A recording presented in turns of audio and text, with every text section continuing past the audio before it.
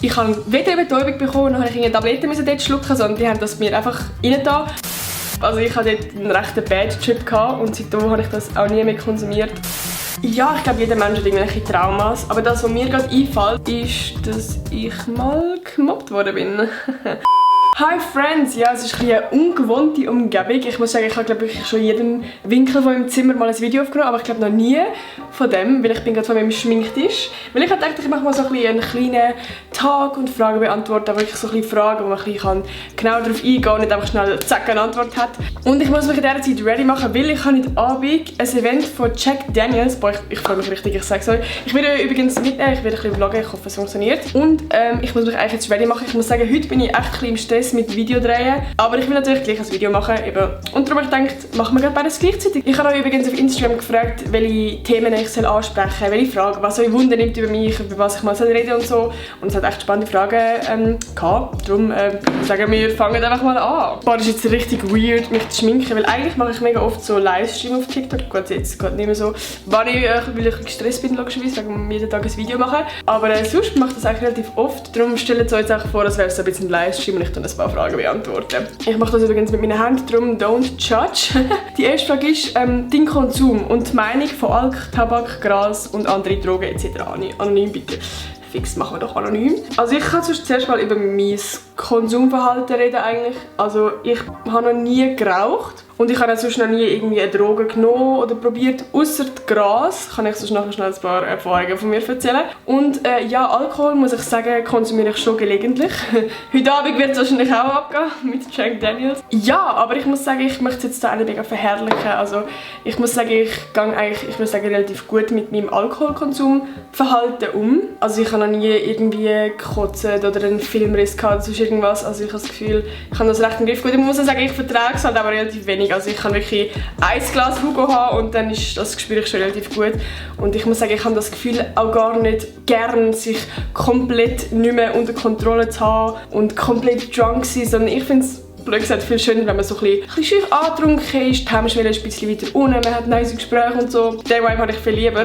Darum muss ich sagen, konsumiere ich wirklich relativ selten richtig viel Alkohol. Und zum Thema Gras. Ich habe dann auch schon das ein oder andere Brownie probiert und ich habe es noch nie auf Social Media angesprochen, aber ich war ja mal in Amsterdam gewesen und wie man sich wahrscheinlich denken konnte, haben wir das dort auch mal probiert, so ein Brownie. Nein, kurz und knapp, also ich hatte dort einen rechten Bad-Trip und seitdem habe ich das auch nie mehr konsumiert und werde ich wahrscheinlich auch nie mehr konsumieren, einfach weil ich habe das jetzt erlebt und ich muss sagen, nein, das wollte ich nicht nochmal erleben. Ja, nein, darum muss ich sagen, ich kann das Verlangen nicht nach irgendwelchen Drogen sonst probieren oder irgendwas. So, für mich ist das eigentlich so alles, die einzige Droge, die ich ab und zu mal konsumiere, ist Alkohol. Ein Trauma von dir, oh Freunde, ich spreche da in diesem Video gerade wirklich Sachen an, aber ich glaube sonst noch nie auf Instagram oder sonst irgendwo auf Social Media angesprochen habe. Ja, ich glaube, jeder Mensch hat irgendwelche Traumas, aber das, was mir gerade einfällt, wo ich das Gefühl habe, wirklich, dass ich das jetzt auch so ein bisschen in meinem Alltag immer noch ein bisschen spüre, ist, dass ich mal gemobbt worden bin.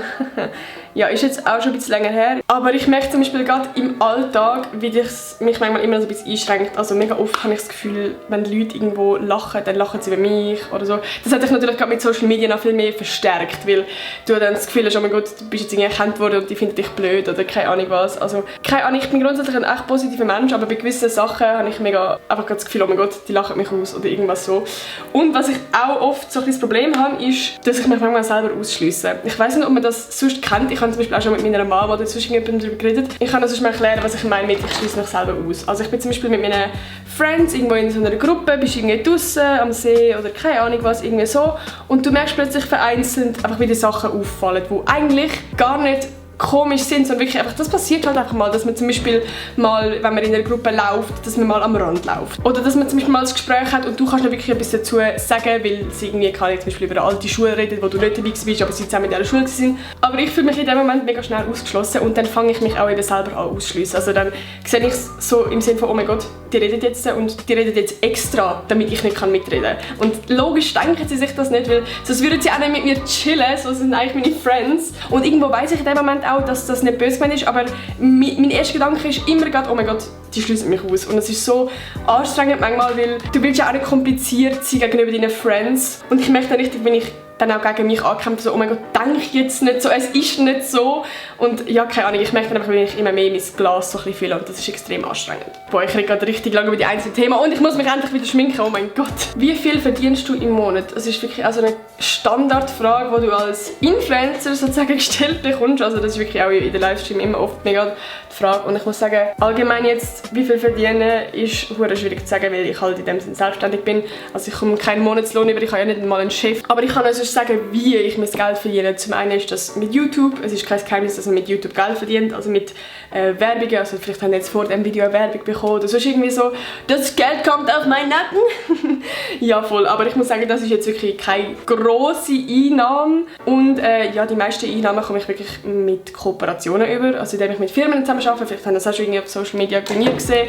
Jetzt, dass ich auf Instagram mal irgendein Reel mache oder sonst irgendetwas, wo ich mit der Firma zusammen arbeite. Und ich weiss jetzt nicht, ob die Frage so gemeint ist mit, weißt du, wie viel ich diesen Monat verdiene. Weil diesen Monat bin ich echt auch nochmal mega gespannt, weil, wie gesagt, ich verdiene ja mit YouTube auch mein Geld. Und logischerweise ist dann der Betrag ein bisschen höher, wenn du jetzt jeden Tag ein monatlanges Video machst, als vielleicht einfach nur 4 Videos im Monat. Ich muss übrigens in gefühlt 3 Stunden schon dort sein, darum ich bin echt im Stress. Ich schaue mal, wie fest ich das Video schneide, vielleicht wird es auch ein bisschen One-Take-mäßig. Ich hoffe, ihr verzeiht mir, hauptsächlich kommt das Video... Nein, Bro. Stresst es dich, jeden Tag ein Video zu laden? Oh mein Gott. Ich habe ja auch schon ein paar Mal jetzt darüber geredet auf meinem Kanal, beziehungsweise eigentlich vor allem mit den Vlogs jetzt, wie das für mich ist. Und ich muss jetzt gerade sagen, gerade jetzt so die letzten paar Tage ist es echt schwierig, muss ich sagen. Weil, gerade zum Beispiel jetzt mit dem guten Wetter, Freunde, ich wüsste nicht, wie gerne ich in die Body hätte wollen oder einfach das Wetter geniessen oder irgendetwas machen. Also wirklich jeder von meinen Friends hat auch so gepostet, wie er irgendwie in der Body ist oder am See oder mit Freunden chillt und ich habe mir so gedacht, oh mein Gott, ich will auch. Aber ja, es macht mir natürlich Spaß, für euch Videos zu machen. Es ist einfach gerade so irgendwann schon noch stressig, wenn du das jeden Tag machen musst. Aber ich muss im Fall auch sagen, es klingt jetzt vielleicht doof, aber vom mentalen Druck ist es viel einfacher, jeden Tag ein Video zu machen. Weil ich habe ja gerade am Anfang gesagt, als ich das erste Video gemacht habe, dass mein Ziel so ein bisschen ist, dass ich nicht mehr so einen Druck habe, was für Videos kommen. Und ich muss sagen, zum Beispiel gerade jetzt so ein Video, das ich jetzt mache, hätte ich niemals gemacht. Ich wäre nicht mal auf die Idee gekommen. Aber natürlich ist es auch viel mehr Aufwand, obviously. Also ich bin wirklich jeden Tag da am Schneiden und das ist sehr aufwendig. Und von dem her stresst mich das schon, auch jetzt zum Beispiel eine Videoidee finden. Also ich merke langsam, wie meine Videoideen immer mehr so ein bisschen ausgehen. Beziehungsweise sie gehen mir eigentlich nicht aus, ich habe immer geile Ideen, aber ich denke mir so, oh mein Gott, ich habe gar keine Zeit. Also ich will zum Beispiel mal ein Video machen, das ein bisschen aufwendiger ist, so ein bisschen experimentell mäßig, aber ich habe gar keinen ganzen Tag, um das zu filmen, weil ich halt noch schneiden muss.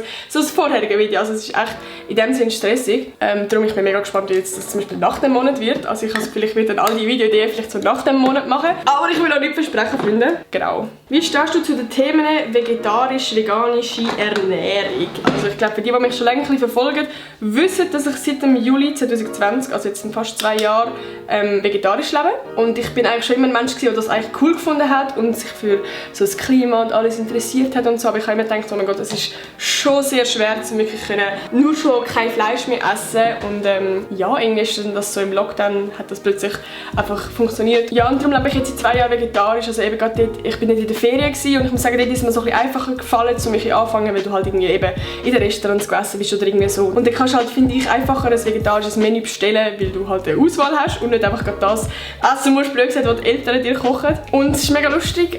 Ich habe es dann gleich durchgezogen. Ich habe dann gedacht, ich mache es jetzt nur in dieser Ferien mal. Und dann habe ich gedacht, oh mein Gott, es ist gar nicht so schwierig. Ich ziehe das jetzt durch, darum ich habe es bis jetzt noch durchgezogen. Und es ist mega cool. Ich habe zum Beispiel gerade meine Schwester, ich weiß nicht, ob ich schuld bin, aber sie ist, glaube ich, so nach einem Monat nachher auch vegetarisch geworden. Und mein Bruder mittlerweile auch. Also er isst einfach am Wochenende Fleisch, weil er nicht 100% darauf möchte verzichten. Aber gleich, er isst auch, zum Beispiel jetzt unter der Woche ist er auch vegetarisch. Und ich finde das so cool. Schon mal daran gedacht, OnlyFans zu machen?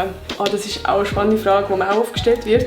Gerade wenn du Influencer bist, machst du dir logischerweise mal Gedanken, soll ich mal OnlyFans machen? Wäre das was? Oder vielleicht auch gar nicht so wirklich, man macht sich jetzt mega Gedanken, sondern es ist einfach mal so ein Gedanke, der schnell kommt. Logischerweise überlegst du das mal. Weil wie gesagt, es ist natürlich auch verlockend, weil du einfach viel Geld kannst verdienen damit. Und ich muss sagen, ich finde den Gedanken, OnlyFans zu machen, noch schwierig. Zum einen, ich finde Bilder machen, freizügig, sexy, whatever, gar kein Problem. Mein Problem ist, dass es mir logisch zum einen unangenehm ist, wenn andere Menschen das sehen. Und zum anderen, weil ich mich extrem sexualisiert fühlen. Also ich habe mal so einen ähnlichen Fall mit Reddit. Ich habe mal ein Video dazu gemacht, wie jemand, oder ich glaube sogar mehrere Personen, einen Reddit-Account über mich gemacht haben und jegliche Sachen mit Screenshots und keine Ahnung was, von meinem normalen Account gepostet haben und in dem Sinne sexualisiert haben. Also wirklich Content, wo ich nicht irgendwie die Absicht hatte, dass das auf sexueller Basis sozusagen ist oder irgendwie zum irgendjemanden Honig machen oder keine Ahnung was. Also, dass man zum Beispiel mal ein T-Shirt hat mit ein bisschen Ausschnitt und dann ist einfach der Ausschnitt dann nicht gepostet worden und so. Und ich muss sagen, ich habe es schwierig gefunden, wie ich auf das zum Beispiel reagieren, weil zum einen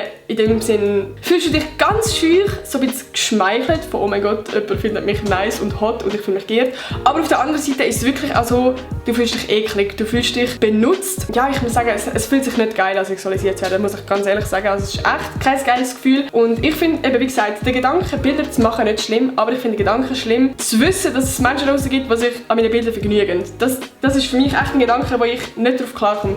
Eben wie gesagt, gerade bei Reddit. Ich weiss, dass es schon Menschen gibt, aber ich könnte das nicht handeln. Ich würde mich nur schon komisch fühlen, Geld zu verdienen mit meinem Körper. Also Leute zahlen dann Geld, um sich an meinen Bildern zu vergnügen. Das ist für mich wirklich ein Gedanke, da komme ich nicht drauf klar. Darum eben, OnlyFans wäre nichts für mich. Wir kommen zur letzten Frage, und zwar deine Tipps für Verhütung und Abtreibung wäre nice. Prinz anonym, können wir natürlich auch noch nie machen. Also ich kann natürlich nur von meinen Erfahrungen reden. Ich habe von Anfang an eigentlich das gleiche Verhütungsmittel benutzt. Nein, stimmt nicht. Ich habe zuerst Kondom benutzt. Ich habe dann irgendwann aber gewechselt, also beziehungsweise irgendwann ist halt so ein bisschen die Frage gekommen, jo, wenn man vielleicht mal ein anderes Verhütungsmittel ausprobieren will, halt auf lange Zeit für mich das Kondom einfach nicht funktioniert hat. Darum habe ich mit meinem Frauenarzt, also bin ich zuerst mal zum Frauenarzt gegangen, habe mir so ein bisschen Gedanken gemacht, wir haben das Thema auch schon in der Schule gehabt und habe dann schon mit Freundinnen von mir geredet, so was ihre Erfahrung ist und so. Und eigentlich das Erste, was einem immer so in den Sinn kommt, ist, jo, Pillen. Und ich muss wie für mich so ein bisschen sagen, auch von den Erfahrungen von meinen Kollegen her, dass Pillen, glaube ich, nichts für mich wäre, einfach weil ich viele schlechte Erfahrungen gehört habe. Das muss aber nicht heißen, dass ich die dann nicht vertreibt hätte, aber ich habe einfach mitbekommen von, du kannst zunehmen, du kannst Akne bekommen, du kannst Bauchweh haben, Kopfweh, keine Ahnung, es gibt wirklich sehr, sehr viele Nebenwirkungen. Und eigentlich das grösste Ding, du pumpst halt richtig viel Hormone in deinen Körper. Und darum habe ich zuerst auch überlegt, möchte ich vielleicht das Verhütungsmittel, das eigentlich gar kein Hormon hat, einfach damit es mich, was das angeht, nicht irgendwie einschränkt oder ich mich verändere oder irgendwie ein Nachteil habe. Und ich habe dann für mich die Spirale Kilena, ich glaube so wird es ausgesprochen, entdeckt. Die hat zwar auch Hormone, aber einen viel, viel geringeren Anteil als zum Beispiel Pillen. Darum ja, auf jeden Fall habe ich das für mich entdeckt, Kilena. Ich habe die bis heute, ich habe jetzt glaube schon seit 3 Jahren drin. Und ich muss sagen, ich habe eigentlich kein Problem damit. Also für mich ist es halt wirklich ideal. Ich habe für mich gedacht, so, also ich habe wirklich keine Nebenwirkungen. Also ich meine, ich habe nicht mal meine Tage, also es kommt unten nicht raus, also von den Gefühlen und so spüre ich es aber schon ein bisschen, dass ich dann ein bisschen emotionaler bin in dieser Phase. Und für mich der grösste Punkt, ich muss nicht jeden Tag irgendwie eine Pille schlucken oder irgendwo daran denken, so, ich bin jetzt 5 Jahre, kann ich einfach nicht schwanger werden. Natürlich nicht zu 100%, wissen wir, aber das ist für mich einfach ein nicer Grund, so, ich muss wie jetzt 5 Jahre einfach gar nicht mehr daran denken. Was mir allerdings gesagt wurde, ist, dass der grösste Nachteil von der Spirale eigentlich sind Schmerzen, wie man sie rein tut. Und also offensichtlich tut das sehr viel weh. Von meiner Erfahrung her kann ich sagen, ich habe eigentlich gute Erfahrungen gemacht. Also ich habe wirklich mega Angst gehabt, um die rein zu tun, weil ich halt eben, wie gesagt, von vielen auch gehört habe, sie hätten nur noch Mond und Sterne gesehen und so Schmerzen gehabt und sie sind betäubt worden und sie haben gleich noch Schmerzen gemacht. Ich habe weder eine Betäubung bekommen, noch habe ich Tabletten dort schlucken, sondern die haben das mir einfach reingetan und ich habe nichts gemerkt. Also ich habe schon etwas gemerkt, aber es hat nicht weh gemacht. Vielleicht hat es ganz kurz ein kleines Zucken gegeben, aber das kannst du nicht wirklich Schmerzen nennen. Von meiner Erfahrung kann ich sagen, ich habe wirklich nur gute Erfahrungen gemacht. Ich kann es eigentlich empfehlen. Aber wie gesagt, ich möchte jetzt da nicht mega gut reden. Ich finde, jeder hat einen individuellen Körper, reagiert anders drauf und für jeden ist das Verhütungsmittel anders. Ich habe wie gesagt auch Kolleginnen gehabt, die nicht so gute Erfahrungen gemacht haben. Die haben sie ja nach einer Woche wieder rausnehmen müssen. Genau, und zum Thema Abtreibung kann ich eigentlich nichts dazu sagen, weil ich zum Glück noch nie daran schon denken, ob ich jetzt abtreiben oder nicht. Ich glaube, das wäre wirklich eine Sache, wo ich erst mich darum kümmere, wenn es auch so weit ist oder wenn ich jetzt aus Versehen schwanger werde. Darum, genau. Ja, Freunde, ich bin eigentlich fertig sozusagen. Ich weiss nicht, ob ich jetzt irgendwas vergessen habe, weil ich jetzt so viel am Reden war. Ich hoffe, euch hat das Video gefallen. Eben, es ist jetzt mal so ein chilliger Tag und so. Könnt ihr mal in die Kommentare schreiben, ob ihr das fühlt. Ich finde es eigentlich als Abwechslung, jetzt wo schon so viele Videos kommen, noch ganz nice. Gebt dem Video unbedingt ein Like. Storytime mit dem Can kommt dann auf jeden Fall noch. Haben wir auf jeden Fall geschafft. Ich weiß nicht, ich glaube 2500 Likes. Das ist crazy. Darum ja, ich würde sagen, wir sehen uns morgen wieder im nächsten Video. Und ja, Peace mit Reis und Kuss. Bye! Digga, was ist das? Es sieht aus, als hätte ich mir Scheiße ins Gesicht geschmiert. Wieso mache ich immer meine Fresse so hässlich auf? Ciao, ciao, Kakao! Nee, das war cringe, Alter.